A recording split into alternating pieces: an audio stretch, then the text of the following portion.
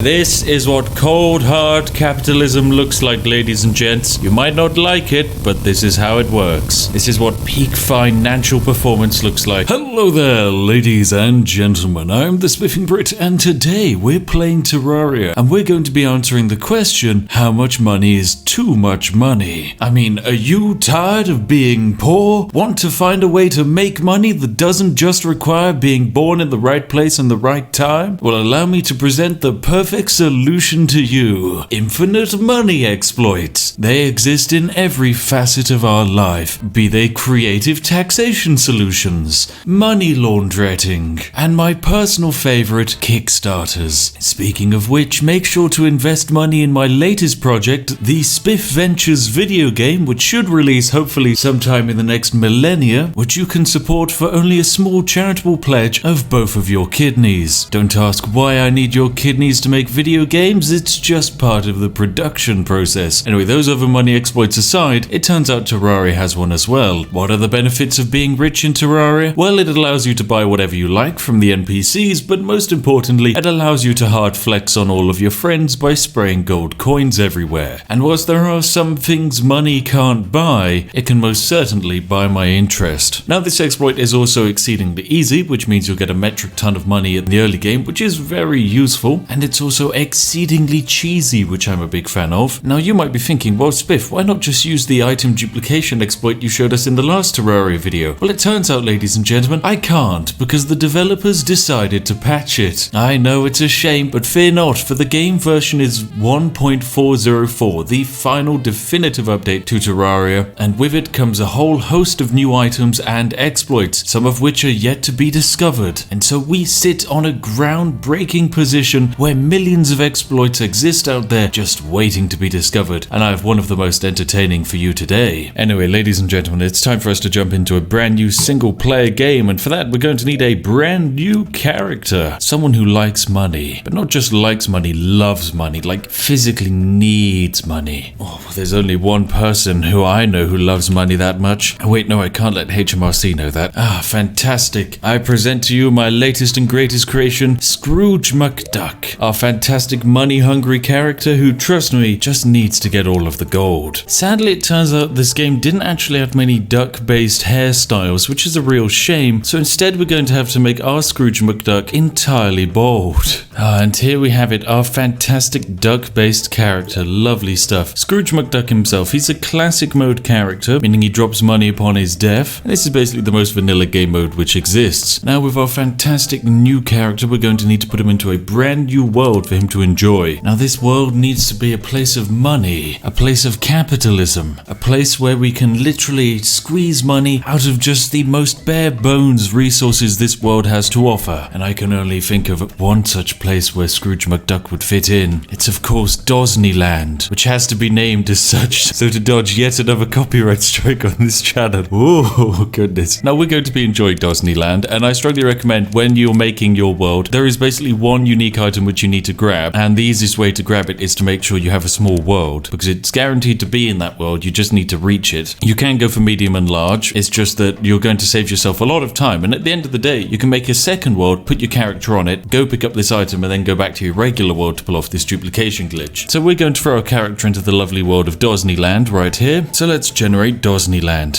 Hopefully it will be a place of fun and magic, instead of a place full of the corruption and demons. Oh my goodness, our character is terrifying. Anyway, welcome to Disneyland, ladies and gentlemen. As you can see, we have basically nothing.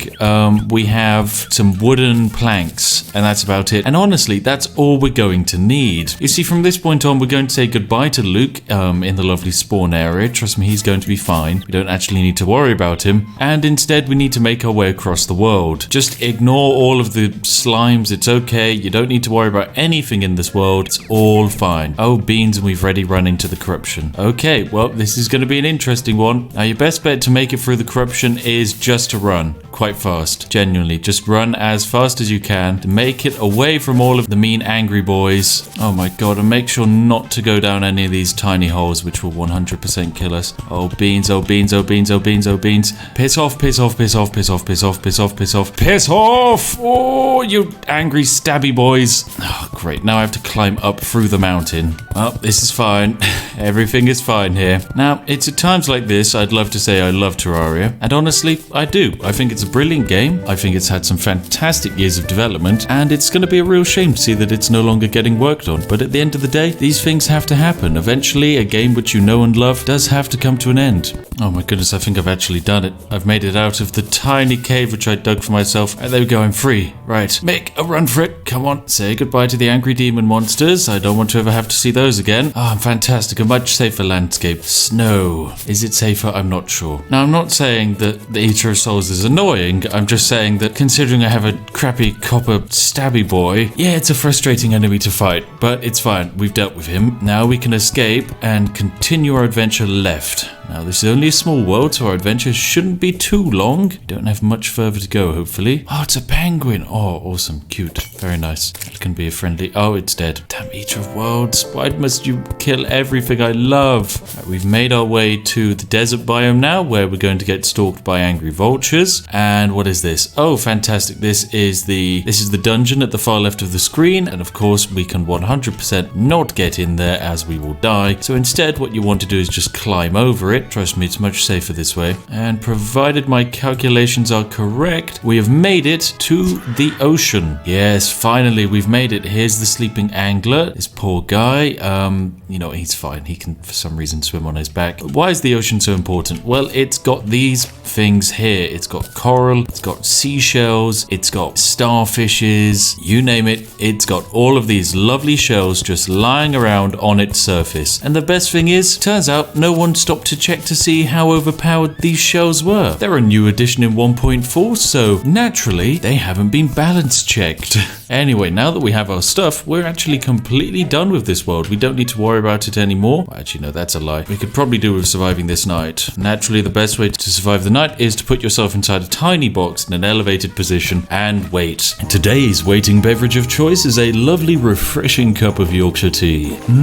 It's fantastic. Simply enjoy its beautiful and incredible taste whilst watching the chaos of existence unfold around you. Now, what if I told you we're already 2/3 of the way towards completing our exploit? This exploit legitimately only requires a handful of seashells which can be picked up for free, about 6 dirt blocks, and I think 1 piece of wood. Oh, and also technically a hammer. You do need one of those bad boys. Now, there are quite a few things about Terraria which can be exploited other than this. For example, most of the boss fights in this game can be massively cheesed if you understand their patterns. Several of them you can literally put yourself in a tiny box and have your summoned friends defeat them. One of my favorite exploits at the moment is the fact that enemies spawn exactly at your height at the side of the screen no matter where you are. This creates an interesting situation where basically you can build a massive pole up into the sky, put some lava at either end of your screen, and then just have a million zombies fall into some lava and die. It's a beautiful and chaotic thing to watch. Now, I managed to steal a recall potion from one of the chests, so as soon as it becomes daytime, which is pretty soon, we're just going to teleport our way from this monstrous hellscape and get to creating infinite wealth. Right, and it's teleport time. Welcome. We're now back in the forest, and, well, it's a unique place to say the least. Now, what I'm going to do is I'm going to build myself a lovely little encasing structure.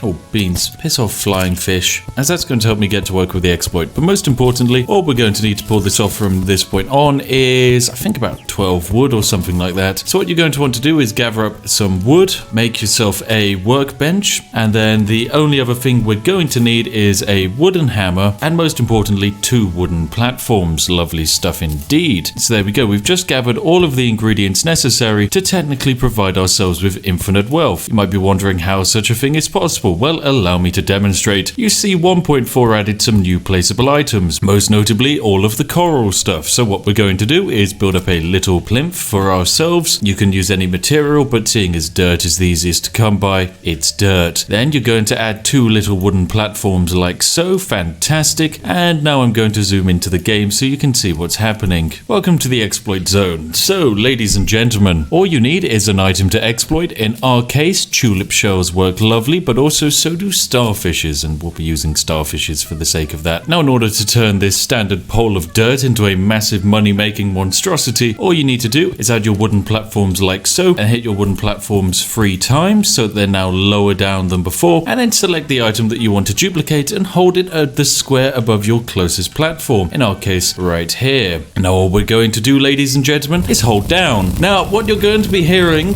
is the sound of fabric and time breaking, as you'll notice on our hotbar the number of starfish we have is increasing at a terrifying rate. You see, what's happening here is that the game is effectively duplicating the item by placing it down and then saying this item can't be placed, so putting the item back in our inventory whilst simultaneously placing it down and breaking it on the spot, leading for 2 items being spawned, meaning every time I have my finger down and every time 0.2 seconds pass, a starfish is duplicated.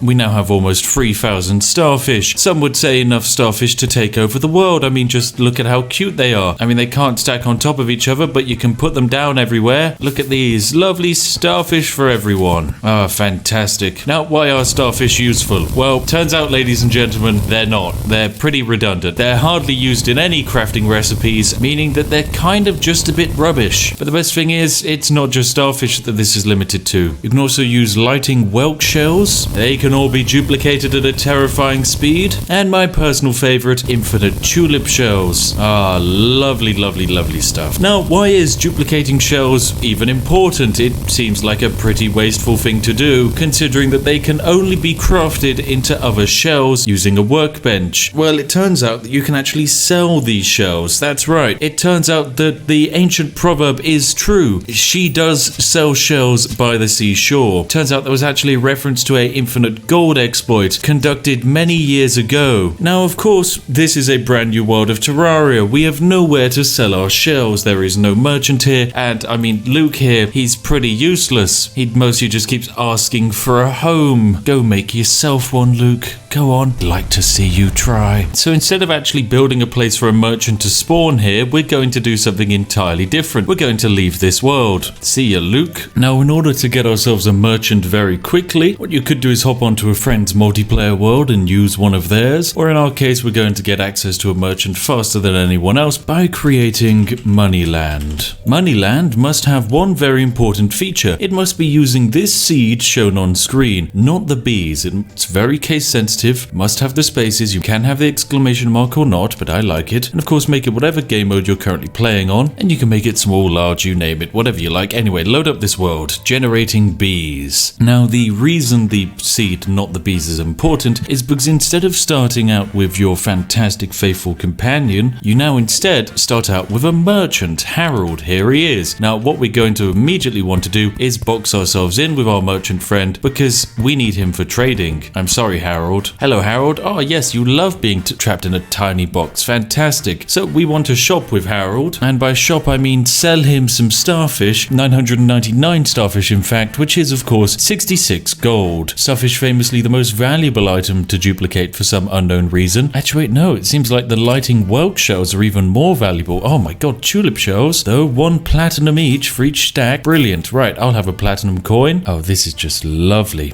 Now what we're going to do is deposit off all but one of our starfish, and then we're going to say goodbye to Harold, and we can come back to him whenever we like for more money. Now we select Scrooge McDuck again, but this time return to Disneyland, where more money production needs to be done. And naturally for that, we need to start spamming up more tulip shells. This is what cold hard capitalism looks like, ladies and gents. You might not like it, but this is how it works. This is what peak financial performance looks like. Every time I effectively hold down this button, we are making around about 1 gold per second. Actually, it's probably even more than that. Now, you're probably saying, Spiff, okay, this is a fantastic exploit. It's a lovely duplication exploit, but surely there are more in 1.4 which are probably better than this. And to an extent, you'd be correct. I've seen a couple of interesting duplication exploits crop up, including one which involves opening gold doors very quickly, allowing you to duplicate gold doors, which are of course a very valuable item, but it actually takes a while, and you're going to be a bit of the way into the game before you start getting gold doors and the ability to set up switches for them. Tulip shells, however, are very easy to come by. They're simply on either edge of the world. They're on the far left of the world and on the far right of the world. So all you need to do is stroll over there, pick it up, and then construct this this fantastic duplication pylon. Ah, yes, Terraria. I love you, I really do. If you've never played Terraria before, I do recommend picking it up. Whilst this is its final update, it's 100% not the end for Terraria. It has a massively extensive modding community, and with all of the new stuff that they've added in 1.4, there's a bunch of new things that need to be discovered. I'm sure there's a bunch of final Easter eggs which the devs have added, and we just don't know about them yet. Alright, I've now also constructed the duplication box, an even more powerful design, so that even when nighttime comes, the production does not end. Now, just how far does this exploit go? Well, I'm not quite sure. It's one of your classic run-of-the-mill item duplication exploits, but it does only affect some brand new items in 1.4. Now, of course, the easiest to access of these brand new placeable items are shells, because they're very obviously always fixed points on the map. But there are a whole host of other items in 1.4 which players might not have even gotten their hands on yet, and who knows how powerful they might be to duplicate. Hopefully this exploit's going to spawn some very confusing interactions when you encounter your friends in multiplayer games. I mean, what would your reaction be when you've been down in the mine for about 40 minutes and then you come back and you see one of your friends has built a box for themselves and there's all of this confetti spewing out of them? Oh, and also now they have enough money to buy the moon. I mean, still not quite enough money to buy Amazon from Jeff Bezos, but it's certainly a decent attempt. I don't even think Scrooge McDuck could do that. Right, we have over 5,400 tulip shells, so it's time for us to change servers.